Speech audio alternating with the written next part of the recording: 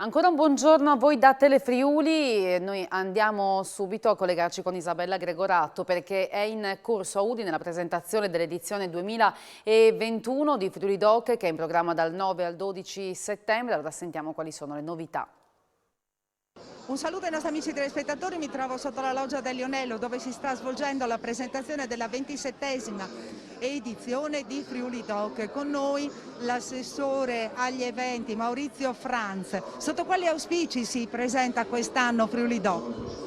Intanto anche quest'anno Friuli Doc sarà caratterizzato dal bel tempo e quindi questo già ci fa guardare con ottimismo. E poi il ritorno di tantissimi operatori, penso alle Pro Loco che quest'anno saranno protagoniste nel castello di Udine interamente rinnovato, ma anche con qualche new entry come la Pro Loco di Pavia di Udine in piazzetta San Cristoforo, il ritorno anche degli austriaci della Stiria che saranno protagonisti in fondo via Aquileia sotto la torre e quindi molti elementi di novità e poi anche il discorso identitario e culturale perché quest'anno in occasione di Friuli Doc festeggeremo i 798 anni della città di Udine, quindi il compleanno della città e quindi un modo per unire quelle che sono le iniziative legate all'enogastronomia, all'artigianato con quello che è la storia e l'identità della città di Udine e del nostro Friuli. Dobbiamo ricordare che Friuli Doc, l'edizione di Friuli Doc di quest'anno servirà anche a fare promozione alla salute, in quanto qui in Sala Iace, ha confermato il sindaco, verrà allestito un punto vaccinale. Con questo, qui dalla loggia del Lionello è tutto, restituisco la linea allo studio. Grazie Isabella, più tardi con gli approfondimenti a voi la linea. Passiamo alla cronaca. Un 69enne di Trieste, Emanuele Laghi, è morto dopo il ricovero in ospedale ieri notte per le gravi ferite riportate in un incidente stradale accaduto in Corso Italia. Il pensionato stava percorrendo la via a piedi portando la sua bici quando è stato travolto da un motociclista. È stato rianimato sul posto e portato d'urgenza in ospedale dove poco dopo è deceduto. La dinamica resta da chiarire ed è al vaglio della Polizia Locale di Trieste. Una donna di 80 anni è rimasta intossicata la scorsa notte nell'incendio della sua abitazione al primo piano di uno stabile in via Manzoni, siamo sempre a Trieste. Secondo i primi accertamenti dei vigili del fuoco, le fiamme potrebbero essere partite da una candela e si sono rapidamente poi estese a tutte le stanze. Il fumo si è diffuso negli altri appartamenti dello stabile alto 6 piani ed è stato necessario evacuare l'intero condominio. L'appartamento è inagibile, le famiglie sono rientrate nel cuore della notte nei loro alloggi. Sul posto è intervenuta anche la Polizia di Stato. 18 migranti sono stati rintracciati dai carabinieri nelle ultime 24 ore in provincia di Udine. 3 cittadini del Bangladesh, tutti minorenni, sono stati individuati a Casali Modeano tra Ronchis e Palazzolo dello Stella dai carabinieri di Latisana. Altri 11 migranti sono stati rintracciati sempre in questa località in un secondo momento. Sono cittadini del Bangladesh in buone condizioni di salute e senza documenti irregolari sul territorio nazionale. Altri 3 sempre dal Bangladesh, tutti maggiorenni, sono stati rintracciati ieri sera a San Vito al Torre.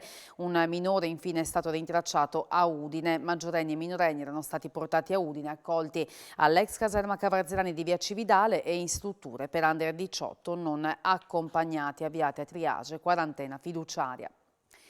Miracolato un cittadino romeno di 30 anni che stamattina si è schiantato con l'auto lungo la regionale 14 a Duino Aurisina. Violento l'impatto, tanto che la macchina ha perso parte del motore. La fuoriuscita autonoma non ha coinvolto altri mezzi.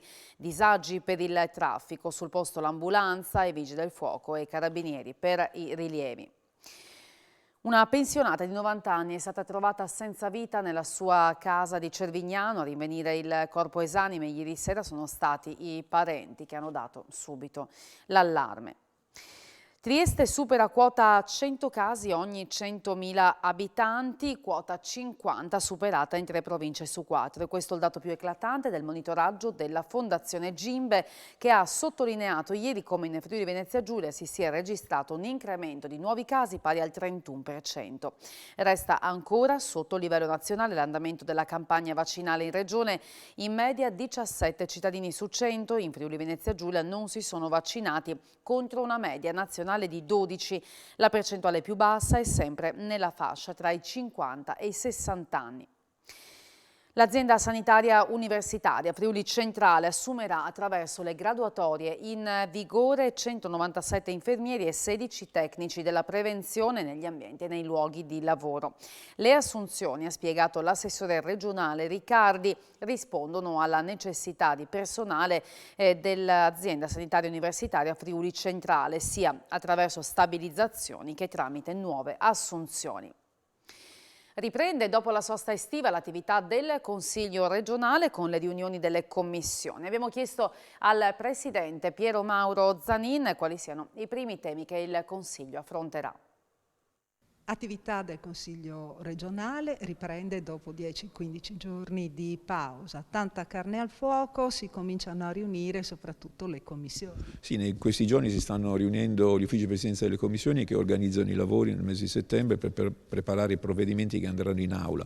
Il primo consiglio obbligatorio è previsto per ottobre, il 1° ottobre, stiamo valutando se farne anche uno tra fine settembre o subito dopo le elezioni. Credo che però questa seconda opzione sarà quella più seguita nella conferenza capigruppo che convocherò nei prossimi giorni, per evitare tensioni all'interno del Consiglio dal punto di vista elettorale, visto che ci sono delle scadenze amministrative. La carne a fuoco è molta, abbiamo attività relative a una legge di sostegno alle agenzie turistiche, c'è la legge sulla famiglia dell'assessore Rosolén, c'è attività per quanto riguarda gli enti locali, l'ambiente, insomma ci sono provvedimenti anche consigliari che prossimamente dovremo portare all'attenzione del Consiglio regionale per fare in modo che in queste leggi e con la finanziaria 2022 si mettano in atto tutti gli strumenti necessari per poter ripartire economicamente e socialmente dopo la crisi pandemica.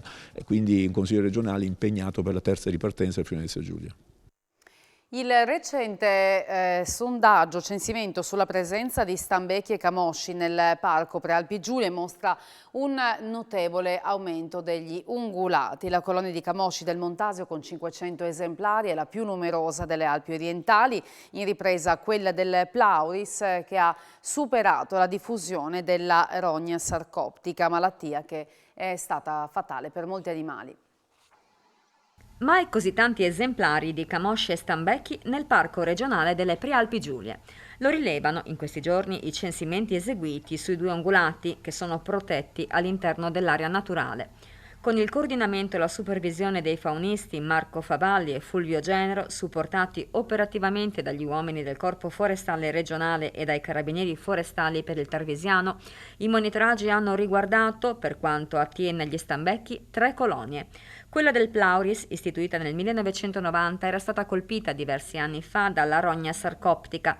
Così il numero di esemplari era calato notevolmente, ma adesso si registra una ripresa con la presenza di circa 100 animali.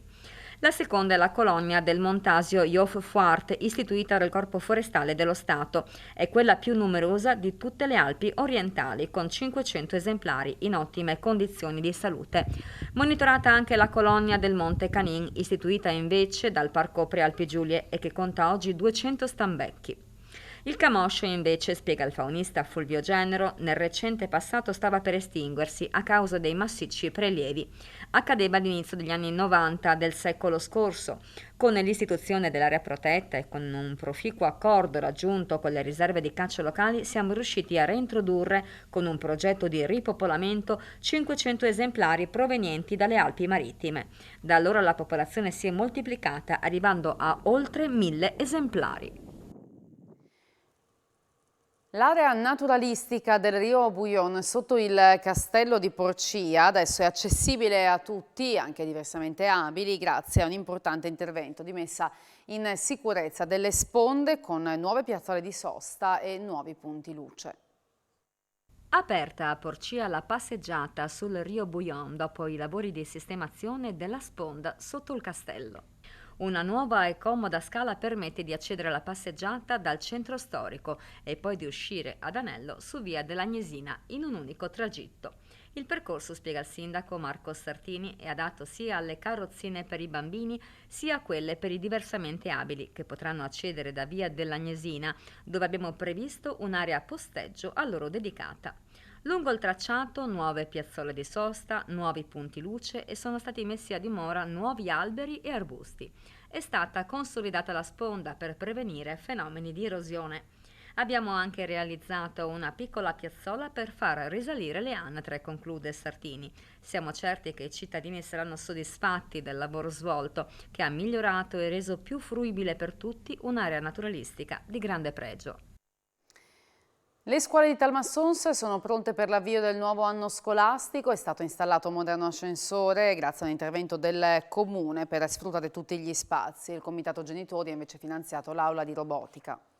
Nella continuazione del progetto di valorizzazione del nostro polo scolastico per l'importante risorsa della scuola abbiamo 2 interventi già attuati che saranno attivi già dal 10 di settembre, quindi per l'inizio della scuola. Uno, un collegamento di ingresso dalla parte principale dove si fermano gli scuolabus all'ingresso appunto della scuola, che permetterà la fruibilità e l'abbattimento di tutte le barriere architettoniche, e soprattutto un intervento nell'ascensore dall'interno, un ascensore di ultima generazione che permetterà l'utilizzo anche del piano superiore appunto del nostro importante polo scolastico in questo periodo fondamentale in cui anche bisogna utilizzare tutti gli spazi possibili, anche visto le varie emergenze Covid ancora purtroppo in atto. Nella nostra comunità noi abbiamo 2 asili nido, una scuola materna parrocchiale convenzionata col comune sulla struttura del comune.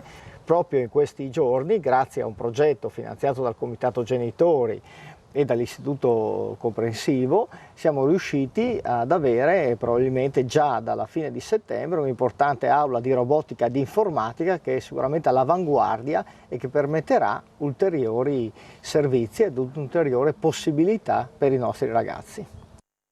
Cantieri aperti a Cormons per l'adeguamento del palazzo del municipio, lo storico edificio donato alla comunità dai Conti Locatelli.